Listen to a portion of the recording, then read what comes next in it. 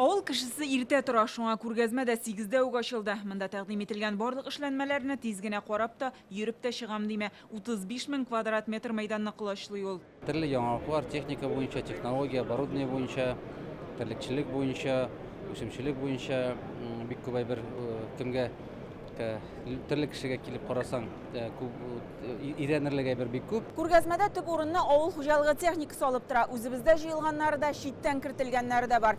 Биредә бик зур һәм кичкенә техника булган кебек, аларның өстенлекләре, мөмкинлекләре, бәясе дә төрле. Шуннан чыгып, хуҗалыклар үзләренә кулайын сайлап ала. Менә ашлама сиптерү техникасы бу аның өченче камилләшкән моделе диләр. Кар өрү бетегә иң беренче бу самоходный техника кырларга керә.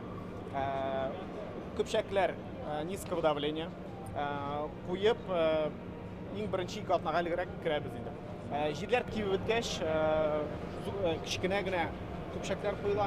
Яхшы уңыш алу өчен туфракка нәрсә кирәген менә бу оешма тәкъдим итә. Моналар лабораториядә тикшереп ачыклый. Агрохимиядан тыш микробиология изучать башладык. Например, кеше бит хәзер полезный лактобактериялар эчә. Менә туфракка да шундый лактобактериялар кирәк. Шул лактобактерияларны без әйтеп бирәбез. Кирәкме ул, юкмы, или кайсысы кирәк? Беренче павильонда күбесенчә азык-төлек продукциясе, монда карау, сорау гына түгел, авыз итәргә дә була. Шушында ук республиканың иң яхшы сөт ризыгын ачыклыйлар. Күргәзмәдә беренче тапкыр шундый конкурс уза. Безнең 170 тонна сөт эшкәртәбез. Безнең 80% производство ул сыр. Калган 20% безнең май. Сөтчелек тармагының үсеше турында аерым сөйләшәләр. Узган ел республикада 2 миллион тоннадан артык сөт җитештерелгән. Бу Россиядә иң югары күрсәткеч. Бүгенге көндә бәяләр әзрәк кимеде. Бу 2 айда, январь-февраль айларында. Но бу безнең традицион еллык яз алдыннан кимү тенденциясе дип күрәбез без аны үзебез өчен. Ил буенча сөт җитештерү күләме 2022 елда 3%-ка арткан, ә халык сөт продуктын 1,5%-ка азрак сатып ала башлаган. Шуңа комбинатлар күбрәк озаграк саклана торган продуктлар, май, сыр ясауга күчә. Мы понимаем, что мы все в одной лодке.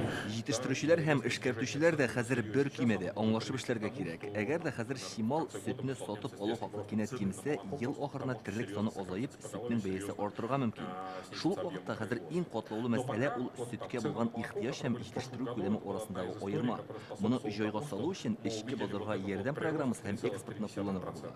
Елның икенче яртысында читкә чыгару күләме артыр дип уйлыйм. Татагроэкспоның эшлекле программасы бай. Монда орлыклар җитештерү, ашламаларга бәя арту, читтән кертелгән техника, аерым компонентларга булган ихтыяҗ, логистик элемтәләрнең кыенлашуы кебек мәсьәләләр турында фикер алышачаклар. Иртәгә монда республика рәисе катнашында авыл хуҗалыгы министрлыгының йомгаклау коллегиясе узачак.